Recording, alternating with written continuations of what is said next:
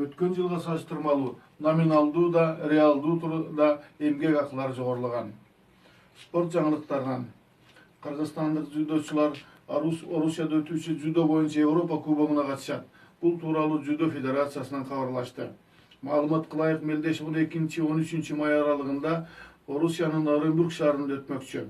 Кыргыз курама командасынын 52 кг салмактан 90 кг чейинки салмак ченіндегі 9 спортчу алып чыгат. Алардын арасында Бекбо Апышев, Алмаз Алтынбек уулу, Айдын Муктаров, Алибек Чороев, Шахрияр Идрисовтар бар. Ал эми кыз келиндер арасында Назима Амантурова, Ксения Билдягина, Зирегул Кадырова, Айжан Кадырбековалар күч сынашмакчы.